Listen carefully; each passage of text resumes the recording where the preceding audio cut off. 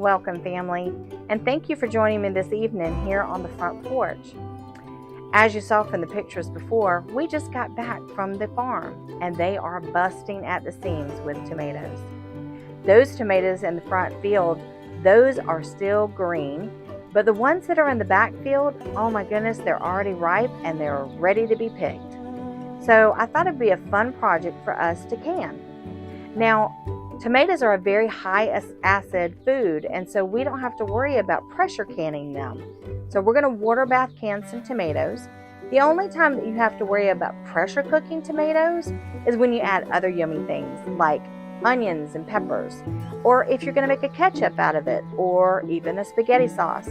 So those items you'll definitely want to pressure can, and we'll be doing those later in the season as well. But this evening, I thought it might be nice to just do a regular jar of tomatoes, nothing special added, so that we could use it for soups and stews. So I think it's about time for us to go can some tomatoes. Now this beauty, I think I'm going to keep it out because, oh goodness, there isn't nothing better than a tomato sandwich during this time of the year. So we're going to go ahead and preserve this one just for our eating pleasure this evening. But the rest of them, we'll go ahead and grab our apron. You can meet me in the kitchen, and we're going to can up some tomatoes here at Sweet Bee's Honey House. Okay, I want to let you know a few things I've got going. I've got a kettle full of water, and it's piping hot. It's ready to go. I went ahead and got my jars ready. They're already washed up, ready to go, and I got my tomatoes ready. And we're going to do several different batches, but we're only going to do 9 jars tonight. Now, I'll bring you back when I start prepping my jars, but I want to take you through the process of what we're going to do with the tomatoes first. Now, as you can see, there's some steam going on behind me. That's because I've got 2 pots over there. One's just a boiling pot of water, which we're going to use that so that we can get the peelings off of our tomatoes. The other one is the water bath canner. I went ahead and filled it up halfway full so that water could be heating. So there's a lot of water already in tomatoes, and so we're going to pack as many tomatoes in a jar as we possibly can and just touch it off slightly with water. Now in each one of my jars, I am going to put a half a teaspoon of salt. That is not necessary for food preservation. That's just a personal preference for my family. So I love being able to control the amount of sodium I put in stuff, and this is just one of those things I like doing. It makes it easy, especially if we're on camping trips or things such as that nature. Then I don't have to worry about salt because all my food's ready to go. So I'm going to take you through the process. I'm going to put you over near the stove when I do that so that you can see what I do with the tomatoes to prep them. Because I'm going to cut each one of these tomatoes up, but I want to walk you through that process because it's very fascinating, some of the tips that you can get along the way. I don't necessarily like the skins on mine when I put them in the jar, so I'm going to show you an easy way to take the skins off, but we will not throw away the skins. We're going to keep the skins because then we're going to put them in the freeze dryer and we're going to make them into basically a powder. We're going to freeze dry them and then pulverize them into a powder, and that's what I use whenever I need tomato paste. As I use that. So I'll show you, we'll go through that one day when we start talking about freeze dryers. But today we're just going to do the tomatoes.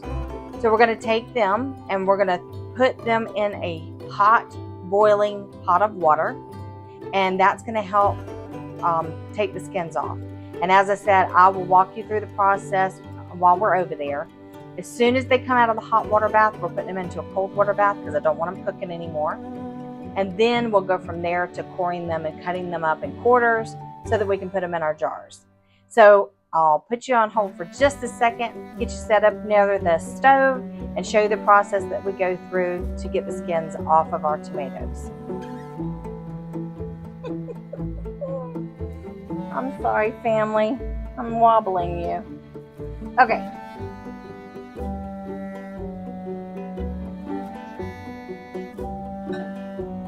Now that our pot of water is boiling, what we're going to do is we're going to go ahead and take our tomatoes that have been washed, and we're going to go ahead and put them in this hot boiling water for anywhere from 30 to 60 seconds. We're going to watch it to see if they split. Some of them have been splitting really nicely. Some of them, on the other hand, have been a little bit stubborn, but they are fine when they get over to the ice bath. They're just fine. The peelings peel right off. So we're going to go ahead and drop these in. We're going to let them sit in this boiling water from anywhere from 30 to 60 seconds.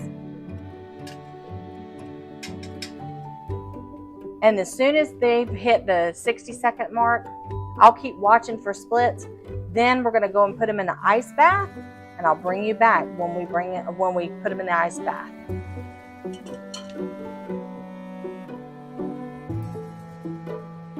Okay, so now we're just going to pull the peelings off. You can see where that one's split. We're just going to see how easy it is to take that peeling off. Take the peeling, put it in a bag, because as I said, we're going to save those peelings because we're going to use those to make our paste out of later in the year, because we're going to freeze dry those. We're just putting that in there and put our tomatoes in another bowl so that we can cut them up and put them in our jars. So I'm going to go ahead and finish these up. As I said, simple, easy getting those skins off this way. So I'm going to go ahead and finish these up, and then I'll bring you back when we start cutting them up and getting ready to put them in the jars.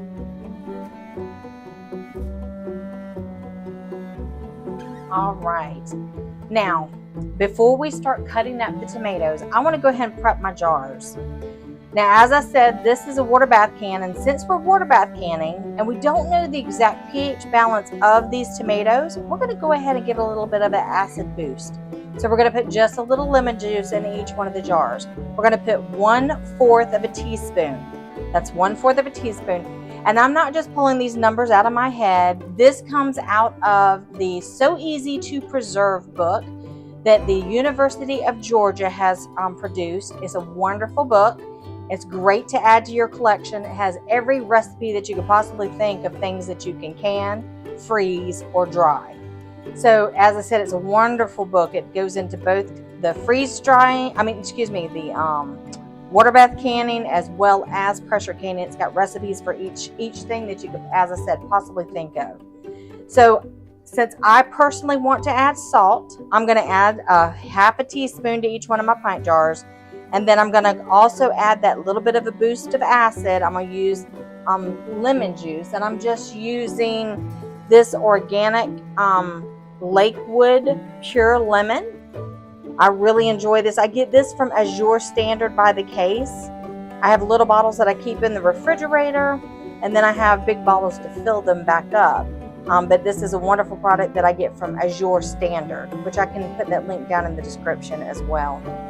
Now, I don't know where my canning salt is, so I'm going to use my pink Himalayan, which isn't that big of a deal. It's just minerals and stuff in there, so you might see some of the residue at the bottom, but it's still yummy. So we're going to use a 1/2 teaspoon for each pint. Remember, that's just a personal preference. It is not necessary to preserve your food. And then we're going to use 1/4 of a teaspoon of the lemon juice so that we can ensure that we have the right pH balance since we're water bath canning. So I'm going to go ahead and add that to the jars. I couldn't find my 1/4 of a teaspoon, so I've got an 1/8, and I'm just going to do 2. So we're going to go ahead and add those to each one of the jars. That way, when I cut up the tomatoes, I can just easily add them to the jars directly instead of waiting.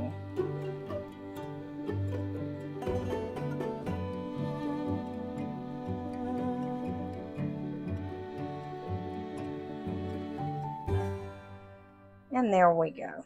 That's all there is to that. And as I said, I'm just going to use a 1/2 teaspoon, and this I am going to brush off.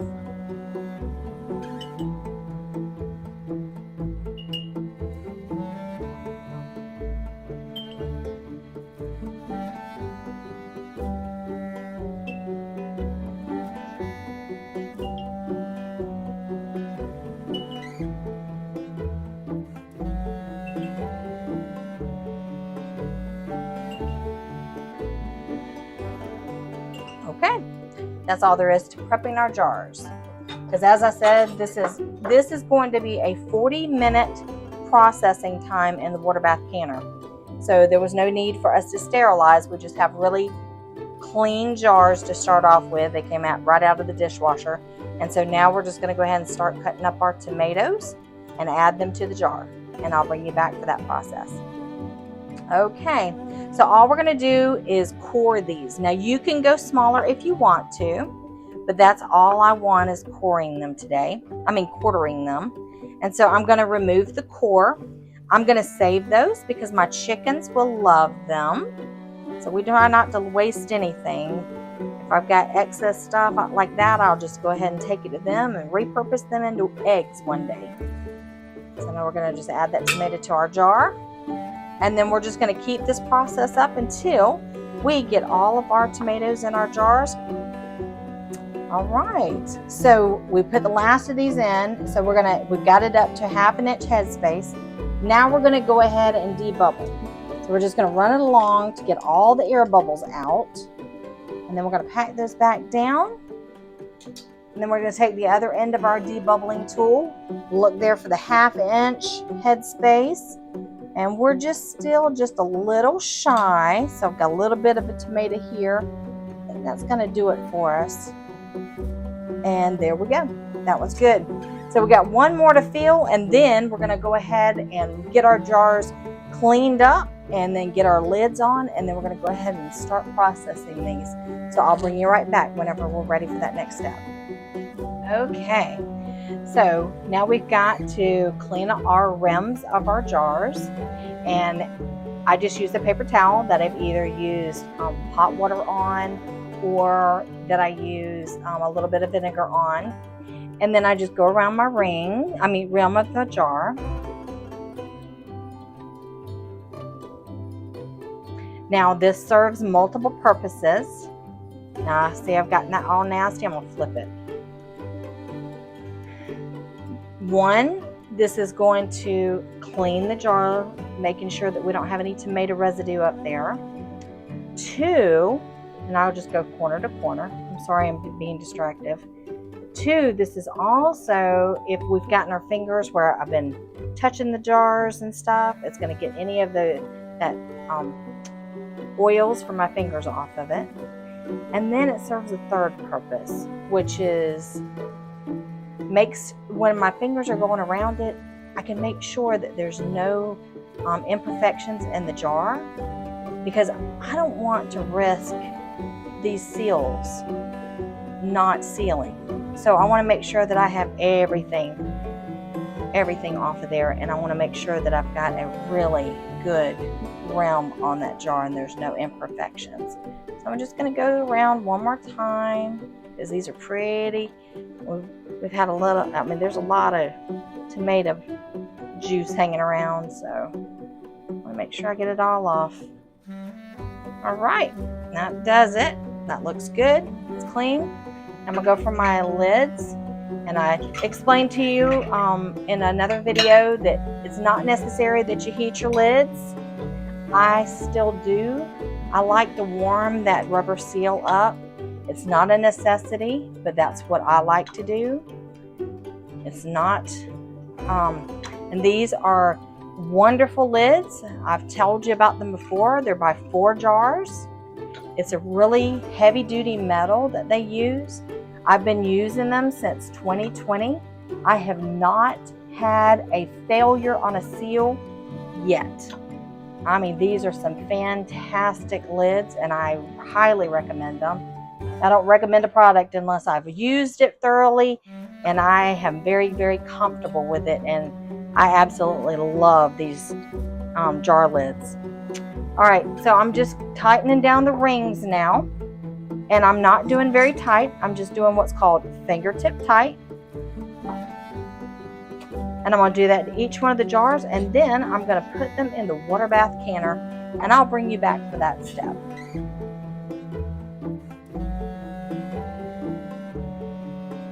All right. Well, we're working with warm on warm. You'll see a little bit of steam. It's not extremely hot in this water bath canner. but I know that my tomatoes were going to be warm. I know that my juices inside was going to be warm. So I needed to make sure that my canner was warm, because we don't want our jars getting shocked, having a cold something going into a hot something, or warm. This is just warm, so see, I can put my hands on it. So we're going to go ahead and lower this down. I'm almost to an inch. I've got a kettle over here, so I'm going to pour a little bit of water on this so that we can go ahead and make sure that we're at 1 inch headspace above the jars, 1 inch above the jars.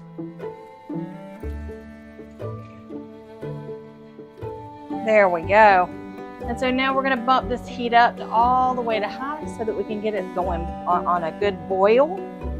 And then after we get it to boiling, then we're going to set our timer. And for my elevation, I need to have it set for 40 minutes. So we're going to listen out for this, and we'll come back, and after it boils, starts a rapid boil, we'll set the timer. Okay, we've got a rapid boil going now, and so we're going to go ahead and put the lid on, and we're going to set our timer for 40 minutes. And remember that 40 minutes is for this altitude, so you need to make sure that you're looking at the National Food Preservation website to make sure you are doing it for the amount of time in your area. So you need, I'll link that link down below. We're going to go ahead and set the timer, and after that goes off, I'll bring you right back. Okay, our 40 minutes are up, so we're going to go ahead and turn off our stove, and we're going to grab our jar puller. We got that handy. So we're going to go ahead and lift these jars straight out and put them on our drying pad. Now remember, we want a drying pad down or a towel or something, so so that we are not putting this hot jar on a cold surface. So it's got a nice cushion over there that we're going to take these up and put them over there. Now, I've told you in the past on other videos, we want to make sure that when we're bringing this out, these jars out, we're going to bring them straight up and then put them over on our drying pad. We don't want to tilt them in any way, because these rings are still loose. Even though we fingertip tight them, with them boiling in here, they're loose now. So we're going to go ahead and move these up. We're going to put them directly up, then put them over onto the drying pad, and then we will come back and look at our beautiful jars afterwards.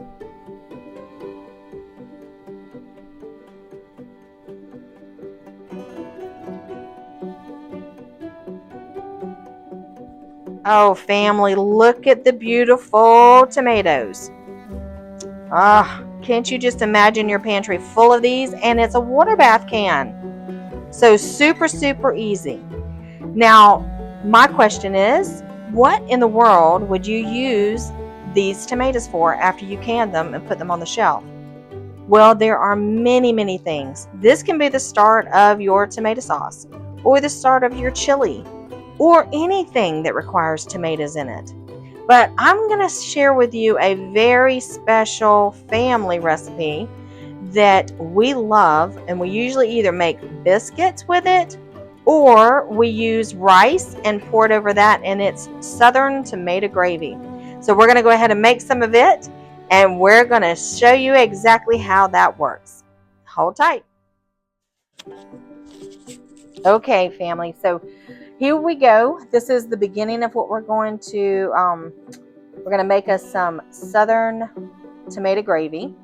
And I just fried bacon in this pan, this cast iron. And so, yes, there's about 4 tablespoons of oil in this pan. And I'm going to add the same amount, 4 tablespoons of all-purpose flour. So we're going to put that in there. And we're going to just stir that around. And basically we're just cooking or making a roux. We're cooking the flour. And I got some bacon bits in there, but you know what? That just adds to the flavor.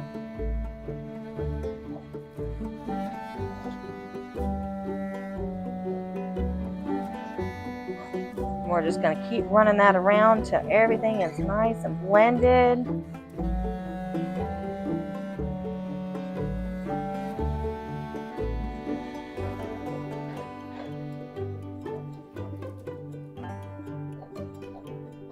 All those bacon bits on the bottom.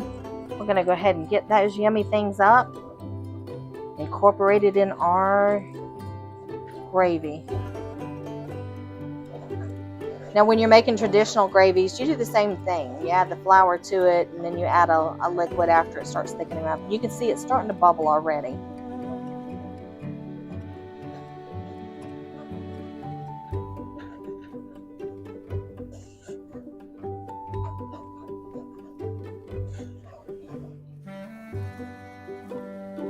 And as I said, this is super, super easy. I think this is the hardest part right here, is waiting on everything to get incorporated. Well, now that we got a nice, you see that it's starting to bubble up on us. It's cooking the flour so we don't have a floury taste to it. And then what we're going to do is we're going to take a jar of our tomatoes, and we're going to go ahead and pop the seal on one of those jars. Got one right here. We're just going to go in with our jar lid and just pop that lid. I'm going to go ahead and use everything. The juices, the tomatoes, and everything. Hey, Glitterbug, you want to smell this? Smell this yummy stuff. Yeah. Yum, yum. So we're going to go ahead and just add that whole entire jar. Now, as I said, we quartered ours. Now, you could have cut them smaller if you want to whenever you're doing yours. I don't mind. See, they're so tender. They just fall right apart. So it's going to work really nicely in this gravy. And then I like to add a little bit, instead of like a milk, but you can add a milk if you want to. But we've found over the years, we like to use a little bit more flavoring. So we go ahead and add a chicken stock. And we'll be doing chicken stocks later in the year on film. But I'm just going to take some that I made up real quick, or poured out real quick. And we're just going to go ahead and pour that. And this is just a half a cup. That's all there is a half a cup of chicken broth. We're just going to pour that in. And basically, we're just going to let this simmer on down until it gets to the thickness that you desire. Now, we like ours to pour over rice. We also like to put it over biscuits. So I'm going to reduce the liquids in it some, but it's going to leave those yummy flavors behind. And so this is all there is to it, to make some tomato gravy. And oh my goodness, it's going to be so good over some yummy rice or biscuit. So that's how we use ours. How would you use your tomatoes? Why don't you leave a comment below and let me know how you would leave your tomatoes that you can. Until next time, keep cooking in the kitchen and join me here again at Sweet Bee's Honey House.